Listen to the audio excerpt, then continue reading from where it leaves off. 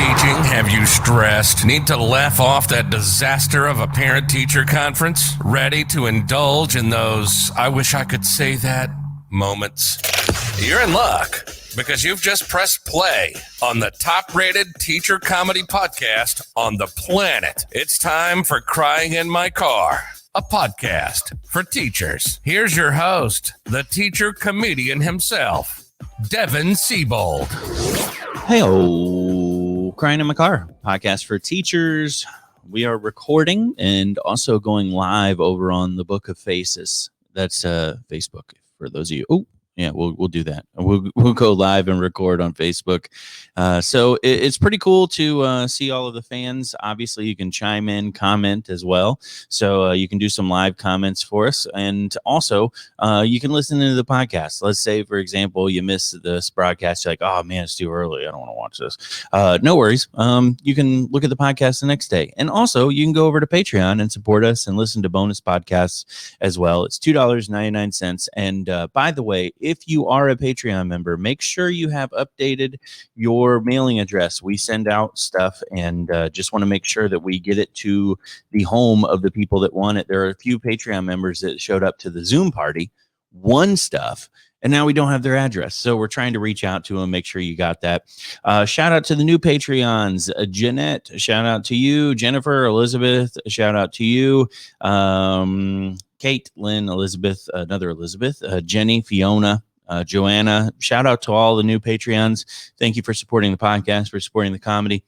And also, if you are a fan on Facebook, you get the videos early. So you'll notice that some of those videos links are published a day or two early, and you get to laugh ahead of time and feel exclusive because you are. Yeah. Yeah. And also shout out to all the people that are doing so well over on the Crying in My Car, a podcast for teachers, weight loss challenge, myself now included. Now, I'm not going to lie. I started the challenge and I struggled for the first week. And the reason I struggled for the first week is the kids were kind of at home. I still had some junk food in the fridge. I hadn't really prepared myself.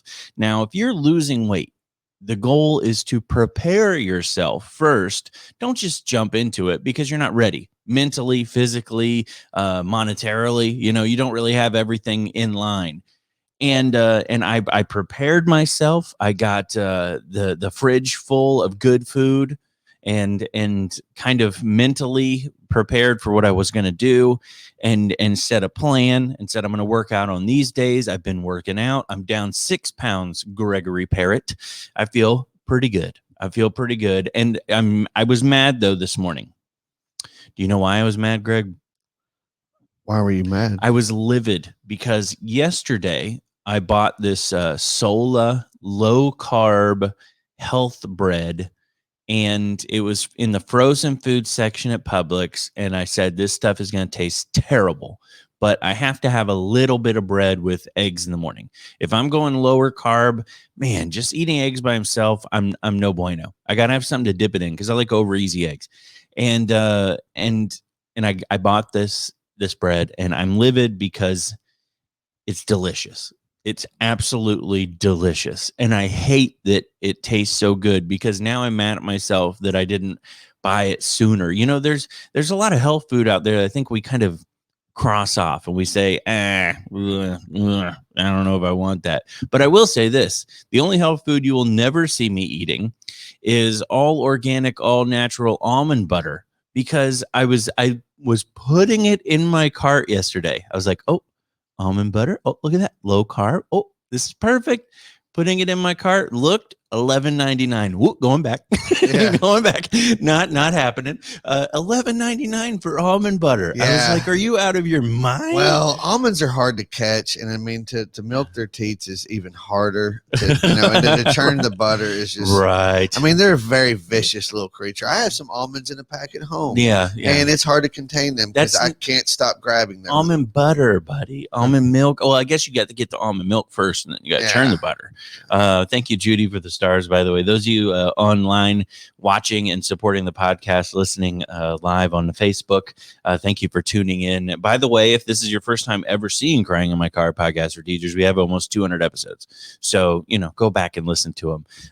They're pretty good. So, yeah, man, I'm doing well with the weight loss thing. You are losing weight now too. You look better. Yeah. I'll be honest with you. Sometimes you used to come in here looking a little deathish, and today you look, I don't know, alive. Yeah.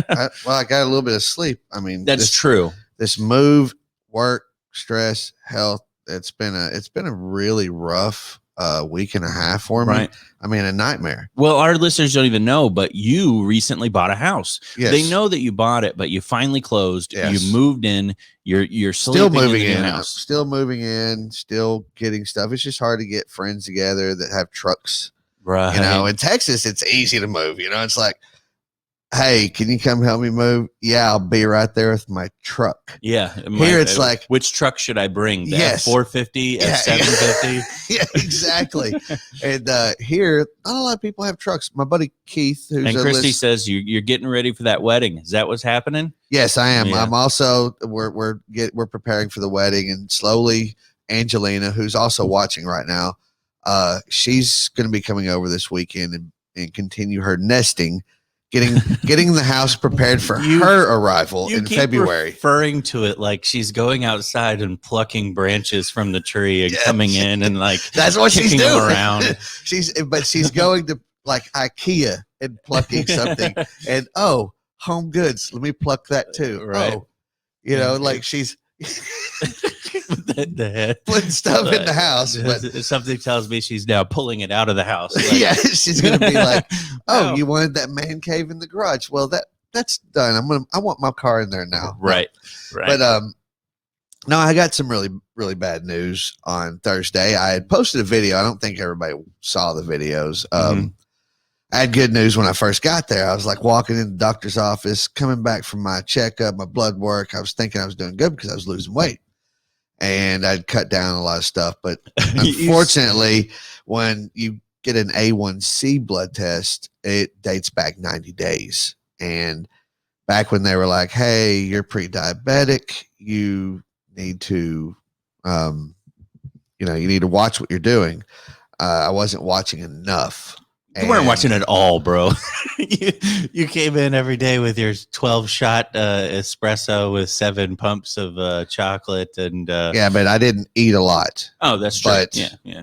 The just in the fact that I was still drinking sodas and just they said by the time that they had told me to be careful, it was already too late at that point. Let's be honest, though. Both of us, most people, like we hear warnings. And you just go, it's not going to be me. Yeah, yeah. Then you do good for like a week or so. And then you're like, oh, I'm going to do the cheat day.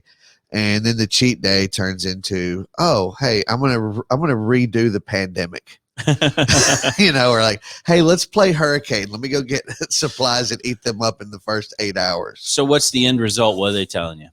I was diagnosed with type 2 diabetes. Type 2 diabetes, gotcha. And I was like, I'll turn it around.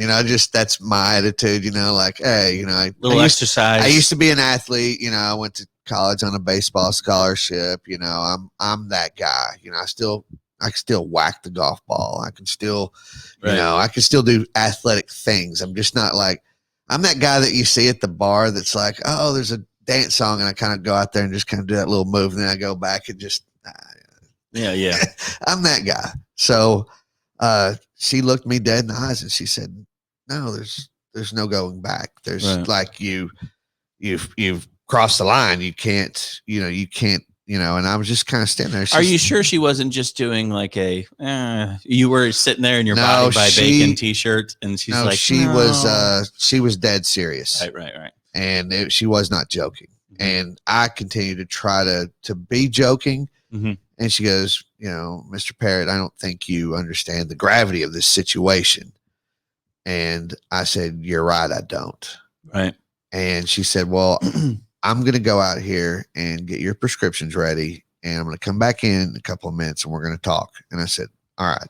So she went out and I was just sitting there, just staring off into space like, F what do I do now? Right. You know, and F is failure, by the way, if anybody's, you know, because this is a podcast. Well, we got teachers from Arizona chiming in too. They're saying hello. So yeah, thank you. Hey, Arizona, it's hot. We'll talk about that later. Anyways, so she came back in and I was just kind of like, all right, here we go. Just story of the angry Texan's life. Just step in and just do it.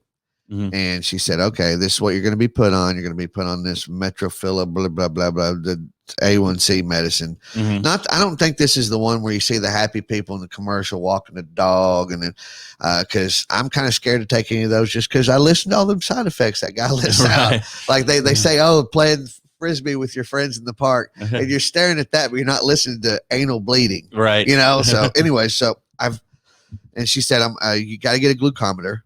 So I got a glucometer and everything was pretty cheap. Insurance took care of most of it. And then she was like, oh, and the test strips are $88. Yeah. And I'm like, can I not just, you know, drop blood into this thing? You know, just right. Maybe just poke your finger and then put it on the ground and see if the ants come for it. Yeah. You're like, oh, lots of ants. A lot of sugar in there. So I need not to drink anything today. Right. But I started doing my research and saying, okay, what can I do now? And I'm going to be honest, dude. Like, this is probably the second lowest point emotionally in my entire life. And I had to come to terms with it with Angelina and express my fiance, hey, you know, this is low. I couldn't get out of bed. I'm just staring at the ceiling, just depressed. I couldn't. Now, have you taken any of your meds? Yeah. I've been taking my meds. I've been, you know, along with my other stuff and the other part of the checkup about my shoulder and arthritis. They said golf has actually helped my range of motion in my shoulder. They said, keep doing that. Nice. That's Christy actually says, Christy says you should check Amazon. You can get them cheaper there sometimes. Oh, wow. Yeah. Maybe use test strips. I don't know. It's like, according to this, you now also have anemias. I don't know. Right. You're Latino. Yeah. What? Where'd that come from? Now I'm on the roll, and Angelina's like, hey, I'm going to do this diet with you. We're going to do this together. And so what's your diet consist of? Just no carbs. No carbs. Yeah. None. Like I'm not doing any. And that's the thing. My doctor was like, you know, like later after you drop another 20 pounds, you know, and I'm like, what is my target weight? I mean, I never knew what I've always been like that 200 guy. And then I gained weight and got a gut and I became my father, you know, and my father, you know, stopped being, and he ended up dying of heart disease at an early age of 61. Mm-hmm. So now I'm at the point where I'm going to beat that. Mm-hmm. And somebody else said you could probably get them cheaper at an estate sale. Just showing up to people's house. I like that. Was this person diabetic? No, I will go inside, you know? Yeah. So I'm going to look for those. That'd be funny. Like, hey, anybody using them test strips over there? Right. Like she's been dead for 6 years. He just hasn't cleaned her closet out. Are they still good? So now I'm on track. Just after a few days of binging, like I'm gonna be honest, I've been weak, and I work. Did you use the medicine yet? Yeah, the medicine also lowers. It also helps drop pounds. This medicine I'm taking, but I know yesterday with Chris and Kyle, two pilots that flew down that listened to the show. By the way, just a real quick, because this was something they were laughing at. Listeners, the B word, it's only my favorite word because I call my friends like Devin, Mike Lee, I call them my B's.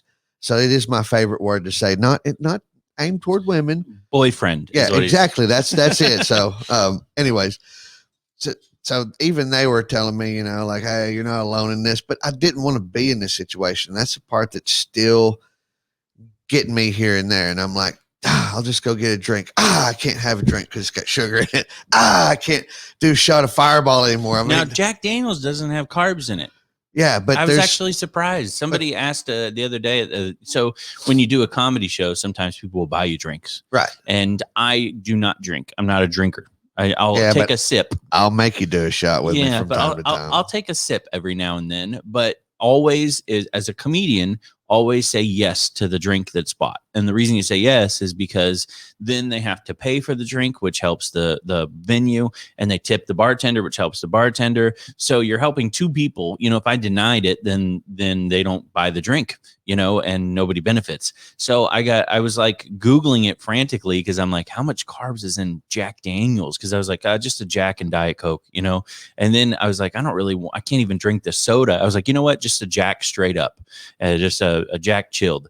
And then I Googled it, 0 carbs, blew my mind. Yeah, but what how much Jack sugar's Daniels in is it? health food, Jessica. Yes, What, it is. What is but does Jack have sugars in it? Well, it can't have sugars in it because then it would have carbs. It's sugars equal carbs, man. Yeah, you didn't. Okay, I might have found a loophole in this. Like, this will be a crutch for the depression. They're like, oh, great, he's doing great. His A1C is down, but he's now an alcoholic. Jack Daniels nutrition. Here it is. Sugar, 0 grams. Carbs, 0 grams. Calories, 97 grams for a standard 1.5 ounce serving of Jack Daniels Old No. 7 Tennessee whiskey, 40% ounce alcohol by volume. Gentleman Jack is 002. So a single barrel. That's select. Even so all single barrel malts? Yeah, except for the apple one. Then you get into the sugars. Sugars. What about Maker's Mark? Maker's Mark or yes, Maker's Mark. Get there. I'm literally, this is the worst enabling ever. I would be a terrible. I don't care. We're getting there today, dude. I'm still fighting depression. 0, bro. 0. Drink away. Ken Miller, Crown Royal. Crown Royal probably has some because to me, Crown's a little sweet. Yeah, but I'm not trying to be fancy like Ken Miller and do the apple and all that. Just straight Crown. Yeah, I bet it's delicious. Does Crown Royal have any carbs or sugar? Okay, hold on. No, 0 carbs, 0 sugar, 100 grams of fat. Yeah. Angelina's going to come into the pantry and she's going to be like, why do we have 20 bottles of single malt liquor or whiskey in here? No, even worse. She's going to be like, you're going to be like, you can't, you know, we have 3 bathrooms for a reason. Greg, are you brewing whiskey in the bathtub? Well, yes. No, like I'm sad to say, but hell, I mean, I'm a Texas guy. Have a drink. Take the edge off. Now you can enjoy it. Yeah, I'm kind of a badass anyway. So I mean, my diet will be now sponsored by Jack Daniels. The worst ever. I hope this is the moment we're gonna look back and be like, well, that's when he lost the kids and the wife. Yeah, they just found him floating in the plane pool. You know. Oh my goodness. But to everybody out there, the one thing that I want to say to everybody listening. Don't wait to the last minute. Don't wait too long. If you keep saying, oh, I'm going to do it later, later's going to catch up to you and you're not going to like it. And it's going to kick you right in the pancreas. Yeah. And so all joking aside, please take your health seriously. Like I have stepkids now. I just went to Jackson's birthday. Happy birthday, Jackson. I don't know if you're in the same room with your mom, but happy birthday. And I want to be around for them. I want to be around for their wedding. I want to be around for when they have kids. So I enjoyed 43 years of my life of having stuff like Cinnamon Toast Crunch and powdered sugar donuts. Now, here's the thing, man. There's a lot of stuff out there. We've been doing some miracles with chemicals, and now you can still taste this kind of stuff without the sugar.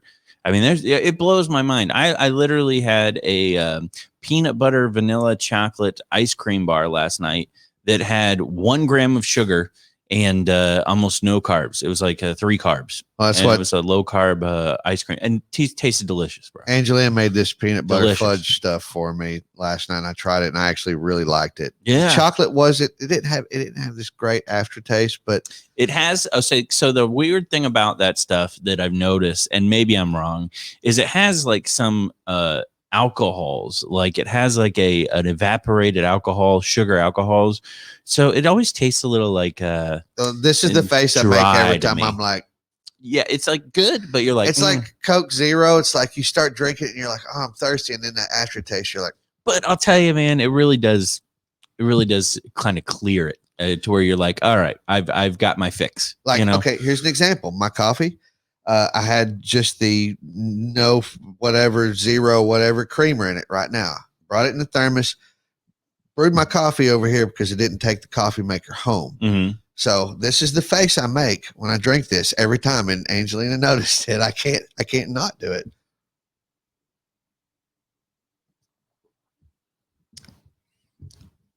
Yeah. It's a little rough, right? You know, but I mean, I'm just going to pretend I'm going to be on an alien planet, and this is all new to me. And there's going to be stuff I'm going to try to find the like. Somebody has their own stevia plants. Misty said she has her own stevia plants, and you can make your own natural sweetener. That's a pretty good idea. Yeah. Oh my God! Now I'm stressing out because now I've got to become a farmer for this crap. I'm telling you, it's a new life. Have you seen my property line? I do not have garden space. No, but it's okay. You have an extra bedroom. You can. So I got a loft. Yeah. You're like, okay, Angelina. So the tub is whiskey. Yeah. The upstairs loft is plants. Stevia. Well, some of those are coming in too. We got other plants. Anyways, there's a lot of heat lamps. I'm next to the airfield. Maybe I can talk to this giant airport in Winter Haven that has so much space that they don't use certain runways. I'm like, hey, this little corner of the property back here, y'all mind if I till that up? I'm sure. But anyways, don't take it too long, folks. Yeah. Get yourself, get active, get out there. Yeah. Just get out there and have fun. Splenda is diabetic friendly, Deb said. I use a little bit. I use like half a thing of Splenda in my tea just to give me a little sweetness. I love it. I've been using 4 packs of Splenda in my giant sweet tea that I make from Unsweet Tea, and I'm starting to get used to it. It's not bad. I have to down it though. Yeah. So, but you're down weight. Yeah, I fit like 15 pounds. 15 pounds. Great. Yeah, I'm now under the two. Ooh. I'm under 220 now. Oh, cool. So I'm on What's my way. What's your goal? 200. 200. Oh. Yeah, and then beyond. Let's see where we go. I want to look. Okay. For my wedding. I'm serious. I want to look. You want to look like Salt Bay? No, I want to walk. I want to be at my wedding, and I want to look my absolute best that I've ever looked. Everybody does, and then years later, they've and then go on the cruise with Angelina, and go into ketoacidosis. That's another thing. I'm scared to go on a cruise now, just because that's the highlight is going to the buffet. Yeah. How am I going to have fun? I'm going to be that guy. It's like, well you got to take. I just got through eating. I was like, okay, Angelina, we just got through eating breakfast. Let's go to the gym with all the cobwebs and stuff that nobody uses on the cruise ship. Yeah, go to the gym, man. I use the gym on the cruise ship. It's great. Yeah, I'll tell you though, there's a lot of spider webs in there, bro. I do not like the cruise ship gym for only one reason: is it swaying. Oh yeah, and like you're on a treadmill and you're like swaying on the treadmill, and it doesn't. It's like running drunk. Yeah, it really does feel like that. That's why they don't have free weights in there. You'd be right. 5 people like this right here. You just hit one wave and lose 7 people in the weight room. But yeah, it's a new lifestyle, man. Honestly, I think it is. So I've lost weight. I feel good. And you've lost weight, you feel better. If you're wanting to join CIMC podcast or CIMC weight loss challenge on Facebook, sorry, that was me. You can join the challenge and kind of take in the community. Yeah. All right. So let's go ahead and jump into Teachers in the News. I got some good stories. From classrooms to chaos. We searched high and low for the craziest teacher stories this week. Here are your Teachers in the News. Teachers in the News. Yeah, hold on. Before I get to this Teachers in the News, we've got some comments. Tommy. So Jessica, Tommy, yeah, all y'all commenting. I have no problem with weight at all. I think it's a great thing. I think sometimes, though, people set unrealistic expectations. If you're a big person, just be a big person. And if you want to lose weight for your health, lose weight for your health. But if you're happy in your own skin, be happy in your own skin. That's all that matters. And somebody else is going to be happy with you in that skin. And it's just the way that everybody's happy. But sometimes I think as weird as it is for weddings, people sometimes lose weight for the photos and then and want this like person walking down the aisle that they know they're never going to maintain. You know, if you want to lose the weight, do it and maintain it. If you don't want to lose the weight, just come down the aisle as you are. That's who they married you for, But I want to be my absolute best for the most perfect day ever. Mhm. This to me is But going then to be you my. need to continue to be your absolute best. This will be my first wedding. Mhm. That's let the record be shown. Sure. And for her too, she wants the same things that I do. She wants to look her absolute best, and regardless, and she knows this, I love her for who she is. She met me, I was chubby. I met her, she was she's beautiful, and if she gained more weight, I would still love her and still look at her with amazement. If she lost weight, I would still love her, look at her with amazement. She's awesome. I mean, Angelina is awesome. Yeah, good. So, all right, let's go into the teachers and news real quick. Deer Park Middle School teacher is set to retire and pursue her passion full-time of making pies. So, well, this is a great article to transition. Yeah, thank you. That's the depressing part. Greg, you know what? I reached out to her. She's sending us 20 free pies. What kind do you want? I'm just kidding. I didn't do that. That would be great.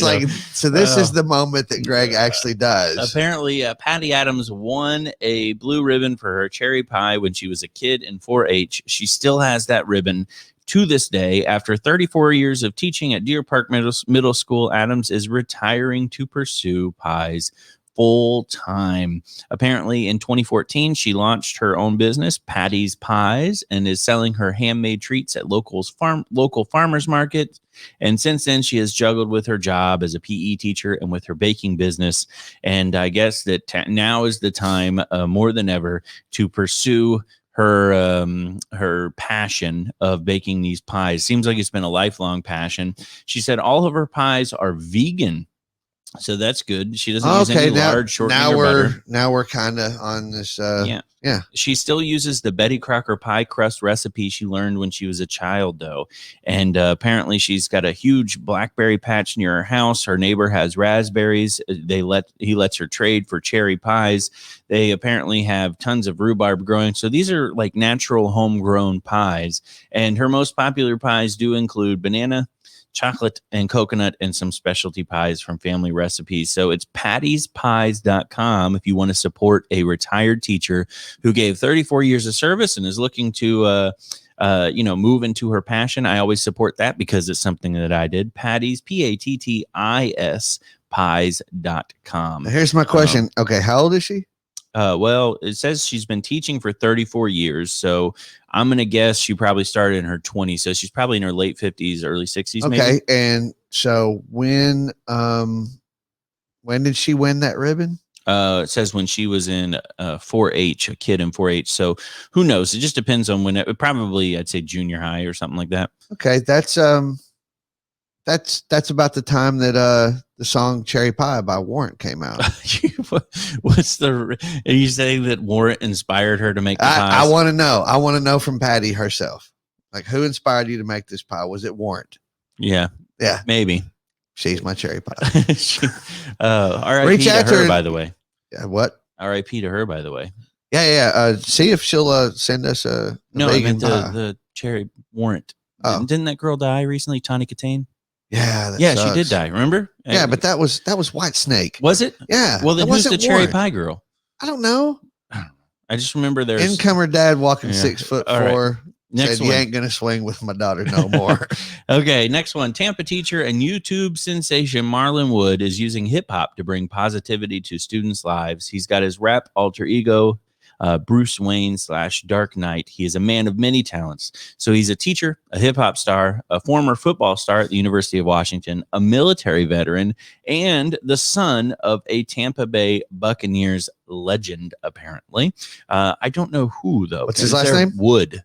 Is there a Tampa Bay Buccaneer last name Wood? I was just Icky Wood? I don't know. We'll find But out. apparently he's got over 1 million views on YouTube. I have 12 million. And his powerful, uplifting songs are doing great. Clean, positive lyrics to inspire his students and fans. Colorful gloves to represent his sports past. And apparently he's been creating. Oh, wait. Richard Batman Wood, linebacker for the Bucks.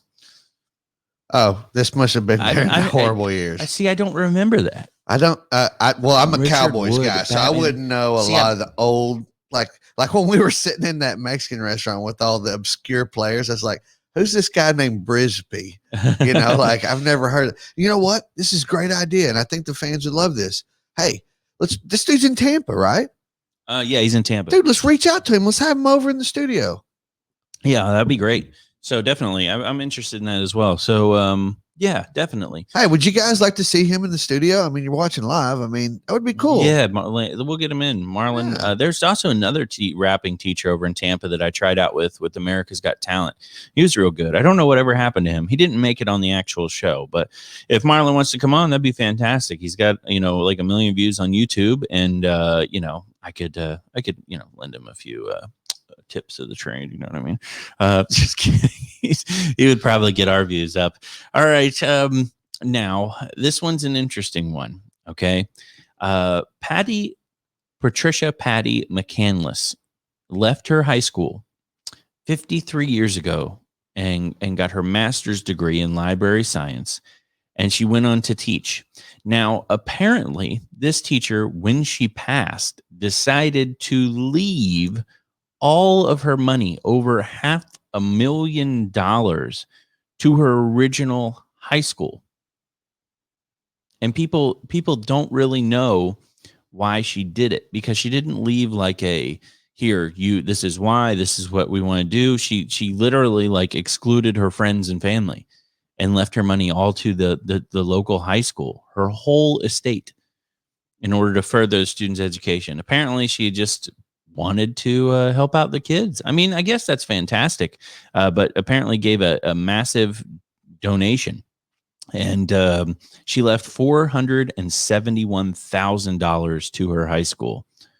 So Wow. Yeah, and apparently they've been asking why in the world would she leave it to the high school? And through different conversations with Patty's friends, the consensus seems to be that former Superintendent Ray Perez was the reason she donated to it. Apparently, Mr. Perez was a teacher and advisor of Patty's who made an impact on his life. So she kind of gave it in honor of him. So she did it to honor another teacher that apparently made a positive impact in her life. $417,000. Yeah, and she was a former teacher, Christy.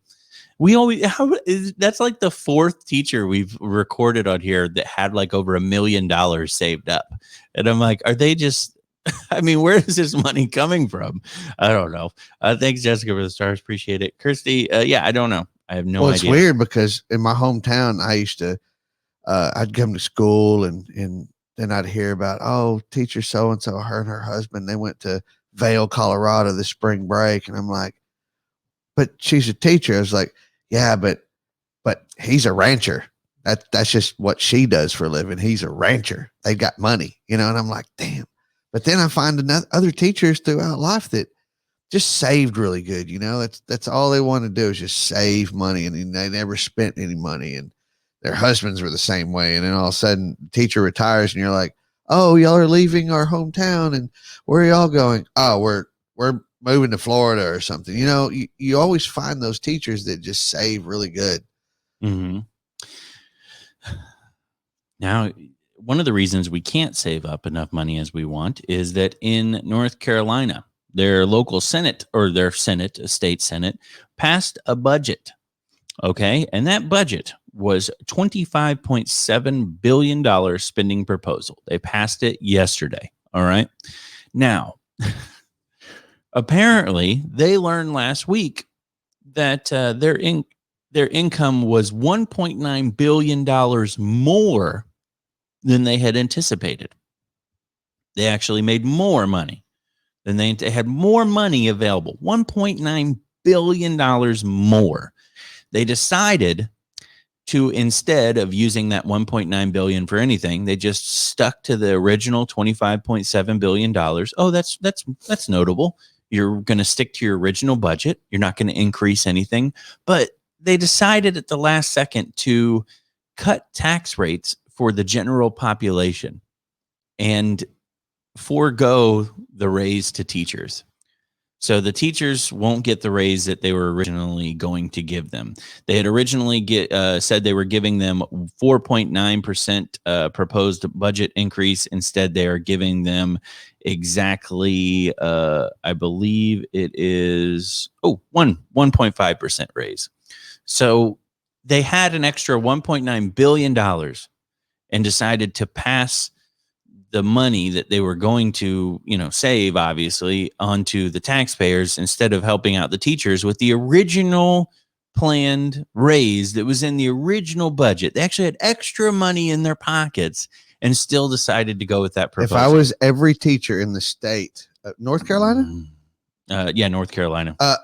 Strike. I don't know if every single one of you just walk out and say, deuces, and we teach them kids yourself until I get paid for what I'm worth. And this is the thing, man. They keep giving them these little bonuses, but the bonuses are a one-time only thing, and then they never see it ever again.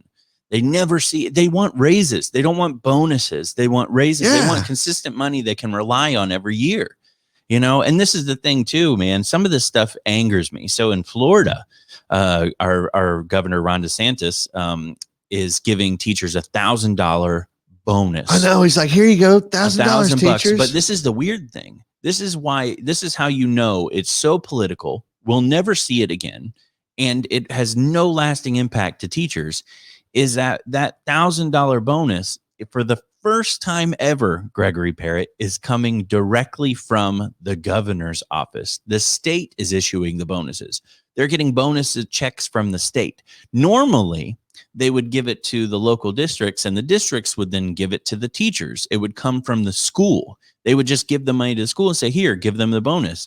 But since an election year is coming up, it's coming with a handwritten check signed by Mr. DeSantis. Here's your bonus. Thank you for being a teacher. We love you. I'm such a big fan of you. And it's literally a political hockey puck that's being pushed towards us, but it won't be put. How do you think it's going to, let's say he wins re-election, you think we're going to get $1,000 bonus the first year he's back in office? No. You think we're going to get the race? No. It's all political stuff. It's so frustrating. And the bonuses, like Jessica said, are taxed higher. 30% usually here in the state of Florida. I don't know wherever it is everywhere else. So of $1,000 bonus, you get $700 after taxes, and then you got to pay taxes on the bonus. And I don't know. It's frustrating. It's just give teachers a livable wage. I don't understand why this is so hard. Why is it so hard to give teachers a livable wage? It just makes no sense. Oh my goodness. Imagine if we just gave bonuses to politicians instead of giving them actual raises. They'd be livid. Last one is a really cool idea. I think this is fantastic. A teacher apparently has given a different sort of reading list optional in the Greater Toronto area. This is an optional reading list that they have assembled for children. It is a Muslim teacher who has developed their own optional reading list to battle Islamophobia. And apparently it is an in-depth list of children books centered around Muslim voices and Muslim authors. And they touch on everything from cooking with parents, music, belief in oneself, and adventure, all in an effort to encourage parents and fellow educators to do their part in fighting Islamophobia and anti-Muslim sentiment in their own circles. So it's a really cool reading list for the students and the parents to kind of engage, read with your kids, hear this. And I'll be honest with you, I'm like, for example, some of the titles: Salma, the Syrian chef; Sadiq and the Fun Run; Like the Moon Loves the Sky; The Proudest Blue; Malika's Surprise; Agent Zyba Investigates. To actually have some Muslim characters in their books, so you can become more familiar with the Muslim, culture as being more part of society. Right. People, I think, fear grows from ignorance, and ignorance stems from exposure. You're not exposed to it. Well, I mean, it's just, think about this. And if you really look back at, especially the history teachers, there was a Russian phobia for a long time. Because we always portrayed them What, the Russian citizen or the Red Scare? Yeah, the Red Scare. Like That's more everybody, communism, yeah. everybody in Russia is evil. You know, like it was Right. everybody, even the citizens, everybody. Mhm. And that's so weird because I remember growing up in that. And that's just not true. Here, Yeah. eat this cake. Yeah. You feel sick? Oh, that's weird. Yeah. They But I just worked poison their opposition. But I worked in New York with actual Russians, you know, and I became friends with them. And they flew down to Florida their last month. They came over every summer and worked. I'm going to ask you this though, and you may not know the answer to this. Were they Russian or were they Czechoslovakian? No, they were Russian. Are you sure? Yeah, they're from Taliesin, which is near the Black Sea. Because I know several people who in my life are friends of mine. Andre from a wine company that used to supply tons of wine to our podcast, and he had lots of friends, and they would all come in, and we would always make Russian jokes, and he would joke about Russia, but he was Czechoslovakian, which I guess it depends on which part of Czechoslovakia you're from, because now part of it is Russian. But you know, it's interesting that sometimes we kind of put them in the same boat because you know at one point it was, and then the yeah. Okay, so go ahead. Yeah, and one of them actually, she's I'm still friends with her today, Elena. She's a teacher, and she was already a teacher, and she had a degree in teaching when she came over and worked over here in the summer, and they made mad money. The money they made over here, they took back to Russia, and that currency exchange, bam, you know, it was more. Right. Apparently our money's worth more than Russian rubles. And the cool thing is she spoke 4 languages and started teaching me Russian. Every summer I'd come up there, she would teach me a little bit more. And it's sad that I live so close to Mexico and I know more Russian than I do Spanish. Right. Yeah. Which is, you know, it's pretty cool though. Yeah.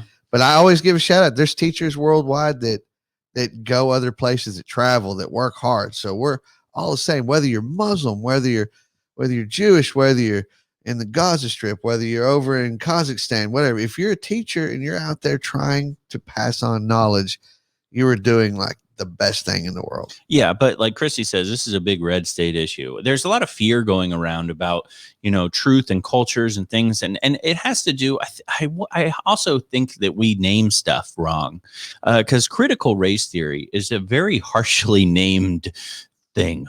And you know, defund the police, that's very harshly named, and we keep naming these things, these very serious, like all or nothing style names, and I think that it causes people to have fear and run with unknowns and start to develop their own idea of what things are. And you know, why do we keep naming things so harshly? I mean, it blows my mind. But anyways, what I want to say about all this is, you know, it's up to teachers to just teach, you know, and to teach the students in their classroom. But also we have to create a community of inclusiveness within the classroom as well. And that involves teaching too. That involves teaching, you know, humanity and compassion, because to be honest with you, some of the different cultures and races that we encounter and sex orientations that we encounter in the classroom, a lot of students don't encounter it in their daily lives. So when they do encounter it in the classroom, you know, they kind of need to know how to react. You know, they need to know, okay, this is different because this is why this person is this, and this is why you should respect and honor and admire other people and you know, be accepting. I just think it's an interesting dynamic. I noticed that, you know, I've had not friends, I've had people in my life that I've came across that are incredibly racist, and I've known them to be racist. And then you find out where they grew up, and they grew up in majority communities that they were surrounded by people exactly like them. And then, you know, there's me. I grew up in project housing, government housing, and had a very diverse living situation growing up. And so my mentality when I, you know, enter into an area or a group of people that is multicultural is just, hey, I'm here. You know, I've been here my whole life. How's it going, guys? What's up? You know, everybody doing all right? But then there's a certain tense, like fear situation when these people who haven't been exposed to multicultural situations are kind of in it, and then it's as I've, you and I have had differences as you've kind of grown over the years, because I've had a lot of trans students. I've had a lot of gay students, and having them in my class, and I learn the thing that is crazy. We don't even talk about this. Teachers learn just as much from the students as the students learn from them. Sometimes I did not know as much about trans rights and about what kind of battles they were facing until I had trans students in my class.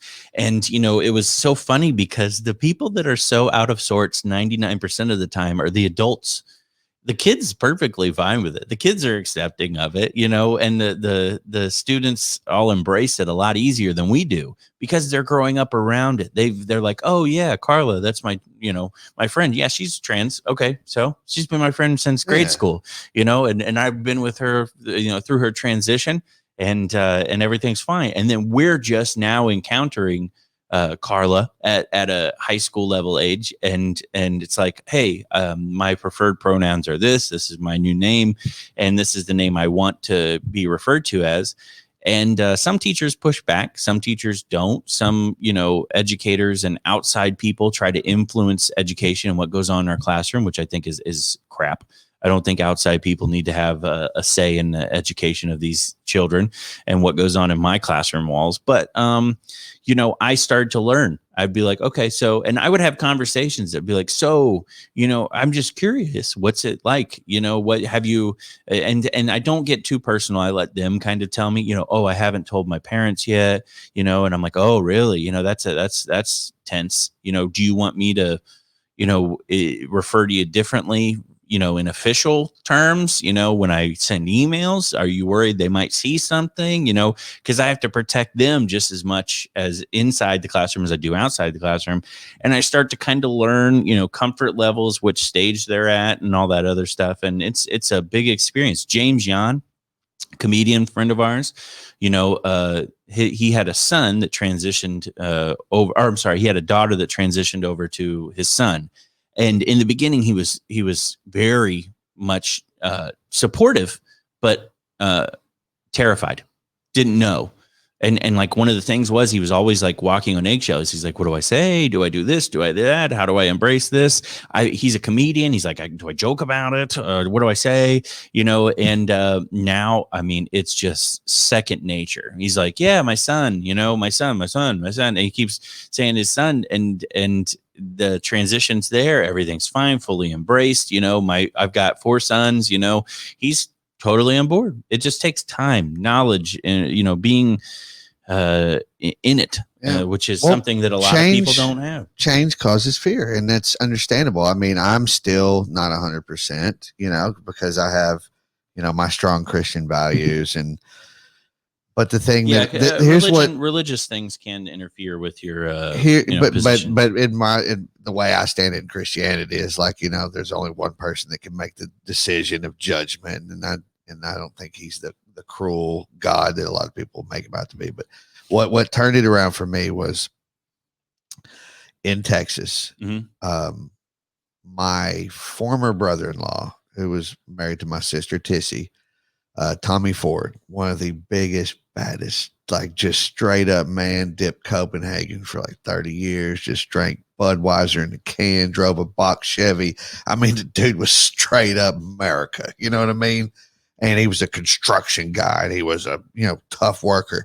Dude was just gigantic. I mean, he looked like Schwarzenegger. Dude was just all muscle from working. Mm-hmm. And he was somebody that everybody looked up to.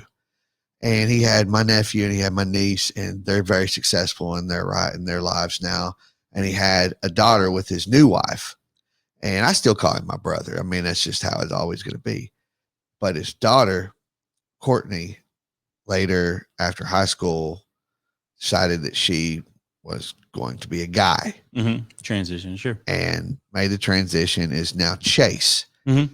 Now, Chase was my friend on Facebook, and then I made some comments when the transgender thing first started out, because I was, no, you're not, you were born this way, your DNA is this way.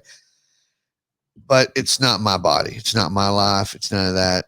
And I came home and I was talking to my sister about it, and she said, yeah, I had a talk with Tommy, and she said that Tommy said to her, said, Tessie, you never stop loving your kids, no matter what. No matter what. And when I heard that, and it was from somebody that was a big, big influence in my life, and he was always somebody I emulated and looked at and like, oh man, he's so awesome. He's like my dad, and my dad and him still get along. And, you know, it's like, and to hear that, it was so humbling. And I was like, why am I upset about this? Yeah, don't be.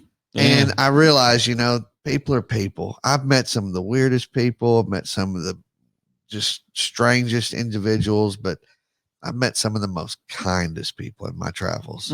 And weird is just not your, like Natalie said, weird is just what makes you special. That's what she said. It's your superpower. So I mean, good idea. Yeah. I'm angry all the time. And I'm the Ben Stiller character from that one movie, Mystery Man. I mean, you're what's the word I'm looking for? The way you talk. What's that word?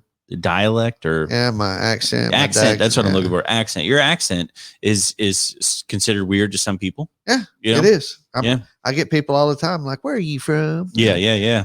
But all right. So last thing I want to talk about before we get out of here is the problem that I hope other teachers listening have as well. I hope I'm not the only one. So, and this year has been a little different because I transitioned out of teaching in January. So I kind of had a little bit of padding before summer. But there's a little bit of teacher guilt, I think, for teachers with children, because you just have left the classroom where you were putting all of your effort and time into these kids that were in the classroom, and you come home and summer starts, and now your kids are at home. And you're kind of exhausted, and you feel guilty for not putting 110% into your own children. You know, like some days you're like, just play video games, you know, just do this, just do that. And you feel kind of guilty for not getting up and making their day happen as much. And it's kind of like a, you know, I need a break too from kids for a little bit, you know, and you don't really get that break because you go from the kids in school to the kids at home.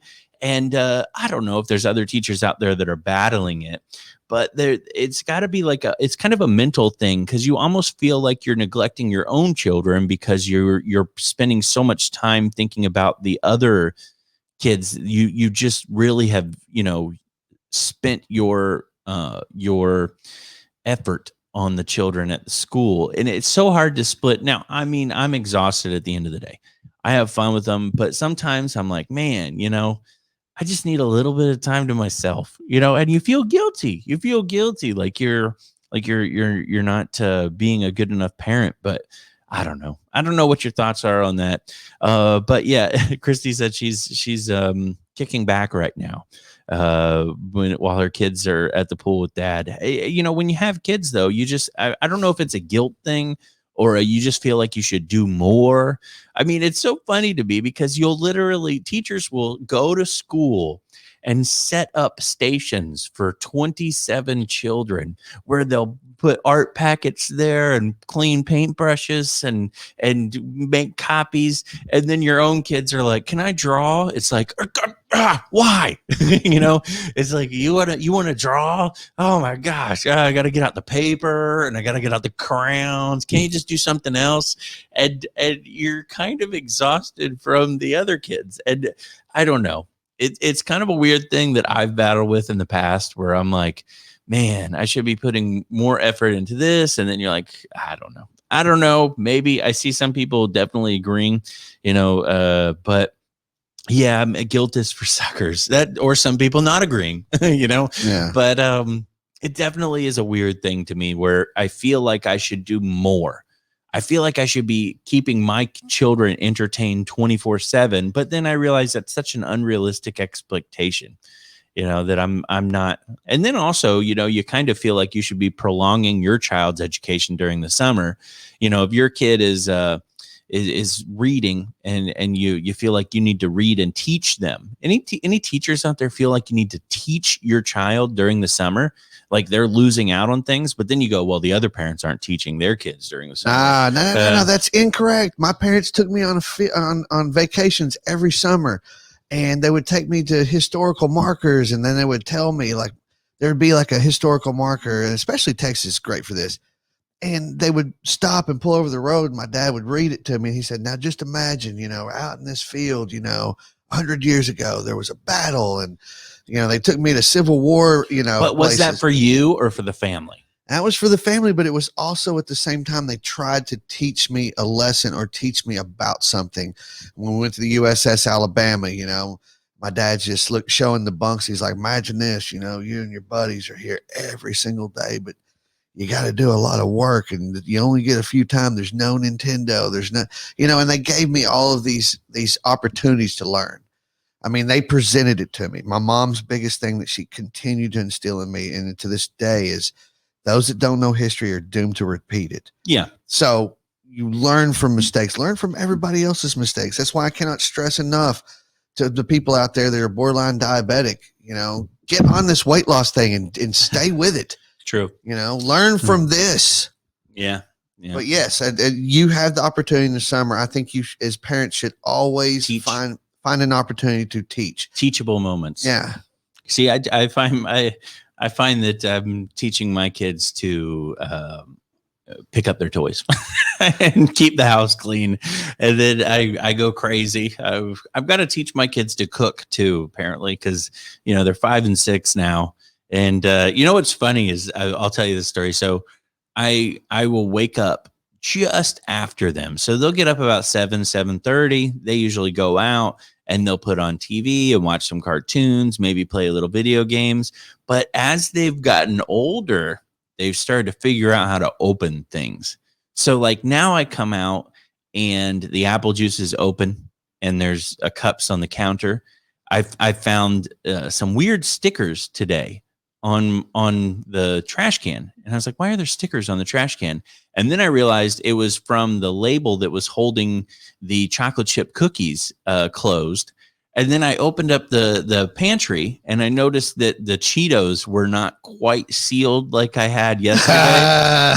and then I make breakfast and they're like, I'm not hungry. And I'm like, you're not hungry for breakfast? I'm like, I wonder why. You had 7,000 calories before I opened my eyes. And so I had to have a talk with them about trying to, about not eating all this. I was like, if you want a little snack, you're hungry, I'm not quite up yet, go for it. Anything beyond that, just wake me up, But, they're going to be 17. You're going to walk in there and just a whole bag of Cheetos, more and pop. Yeah. I'm less concerned about their eating habits and more concerned about my grocery bill because those children, 2 boys that are growing nonstop, will not quit eating. They do not stop eating, bro. I mean, it is bad. I mean, I sit there and I feed them a good sized lunch. And 10 minutes later, I'm hungry. I'm like, you've just ate, and I'm hungry. And I'm like, all right, you got to wait. You can't just keep feeding these bro. kids, it's bad. but they just eat. So, and they're not even fully grown yet. I can only imagine. Look how big you are. And then they're gosh. also going to have they're going to have this big bodies to fill it with fuel. And then they also have the appetite of a Latino. You know what Christy made? She said they don't eat that way at school. They get bored and constantly eat. You're right, because my kids will come home and they'll be like, I'm hungry. I'm like, what'd you have for lunch? They're like, I didn't really want it. I'm like, you literally eat cheese that fell on the floor in my house. And you're like, I don't want what the school has to offer. It's exhausting. And let me say this too. This is the last thing I'll say before we go. When it comes to weight loss, I actually lost weight better when I was teaching. Then it was easier because you're like you said, Christy, I'm home. I'm bored. I literally am sitting there for hours and I'm like, is it lunch yet? Oh, it's 9:30. I'm really hungry. I should eat something. And I get bored. And at school, I was like, I have to teach. And then I'd have a small window and I had a little frozen food that I put in and it was easy to eat. And then I'd be out of there and I would just rush home to be with the family and wouldn't have time to stop at, any of the places. And now it's just like, if I want anything, I could go out to eat. Me and you have literally come into the studio and been bragged about and been like, endless shrimp. Yeah, let's go. Let's go to Cheddar Bay biscuits. Let's go. All right. Yeah, the record 74 shrimp. Yeah. Let's see if we can beat it. Wait, I still want to do that, but with grilled shrimp at this shrimp next time. No, nothing on it. Yes, I still want to try that. That's a good. Natalie, Natalie, Rebecca, I'm so sorry. Natalie Link, send them outside. That is one of the greatest things I was told as a kid in the summertime. Get out of the house. Go play with your friends. Well, your summertime wasn't global warming summertime. It's freaking the hell it wasn't. It was still hot.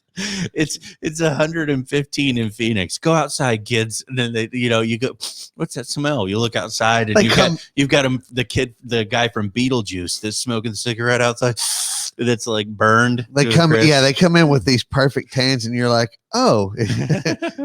Yeah, man, it's too hot outside. I tried to send my kids outside and then they're like, come play with us, Dad. And then I walk outside and I'm like, we need to go inside. Bring them over and put them in the plane, dude. You know what, Tommy? And I'm going to say this. Arizona is very hot, but man, and this is the only argument that we have. Florida's humidity just sucks. I mean, it is so bad. It's not hot outside, but you walk outside and you're instantly sweating. And the sun won't evaporate it because your whole body is wet. Oh no, I was soaking wet yesterday. Bad. Hey, Tommy, in Arizona, I was in Arizona in the summer of '95. I was in Casa Grande when a bad sandstorm, and I remember flying into Sky Harbor International, and when I got off the plane, the thermometer said 110. It was 10:30 at night. So still, yes, that dry heat in the desert. I agree with you, Tommy. It's scary because you could literally die. The heat here in Florida. You'll live, dude. I went down to Miami and you will live. Even with the humidity, you will live. But that real dry heat, that's where the actual heat stroke. That's where all of everything in your body is evaporated. If you're creating sweat, you're going to survive. It's whenever you get so dry that you're not sweating. Mm-hmm. That's Arizona. Well, yeah, I went to Arizona and I was actually walking from the mall that we went to the hotel when I was on tour with Joe. And you left behind salt crystals. I was like, it feels nice out here. I don't feel any humidity, but that sun was bearing down on me. And I got back to the room and all I could do was just endlessly drink water because I felt like I had nothing in me. It just evaporated all out of me. But then I did a show in Miami last week.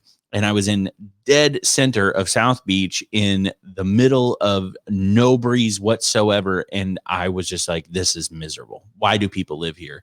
Like, you ever think about the first settlers? Like, who was like, this is it? This is where we need to set up shop. Ponce de Leon. I'm like, dude, in their full outfits. Yeah, conquistador stuff, and they were just bad. There's no way they did not land in November. They had to have. Yeah, they had to. They had to. But that's how snowbirds. It was like ye snowbirdie Ola or whatever. If Columbus landed in June, he would return, and they'd be like, "What'd you find?" He'd be like, "Nothing, really. There's nothing out there." He's like, "It's hell. No reason to go back. No reason to go back." Like we seriously need to consider altering our outfits if we're really going to go over there. We need to dress down a little bit. The indigenous people were just cool. They had these things called bikinis that was actually named after the bikini atoll. All right. Well, anyways, wanted to say, don't forget to support us, devincomedy.com. I'm going to be in Apollo Beach this coming Friday doing a show at the Firehouse Cultural Center. After that, I don't have many shows lined up. I'm still waiting on the final word from the Adam Ferrara. I'm definitely doing some shows in Texas with, and then Joe, I think I'm doing Michigan shows with. So look at their dates, and I should be on them. What do you got coming up, Greg? I got a couple of pilots that are going to be on our show, Made in America, this Friday. Awesome. Yeah, so we get to hear some cool pilot stories and some celebrities and some mishaps. I've always been curious what pilots kind of go through in the American daily bustle of taking people back and forth. Yeah, thank you, Tommy. I appreciate that. And yeah, be sure to check out Greg's podcast, Made in Murica, Murica. It is on podcast, iTunes, and Google Play. I think on Spotify shortly because you just upgraded. So you should. But anyways, thank you so much for tuning in to Crying in My Car. For those of you watching online, I appreciate it. And we'll be back next week with a brand new episode. Don't forget to subscribe to the Patreon, patreon.com/Crying in My Car for bonus episodes to give you that fix in between. Thank you so much. We'll be back next week. Stay healthy. Mm-hmm. Be sure to subscribe and rate this podcast 5 stars. Submit all your awesome teacher stories to cryinginmycar@gmail.com and check out Devin on tour. Info and merch can be found at devincomedy.com. Support the podcast on patreon.com/cryinginmycar and get exclusive weekly bonus episodes. And tune in every week for more hilarious stress relief for teachers right here on Crying in My Car, a podcast for teachers.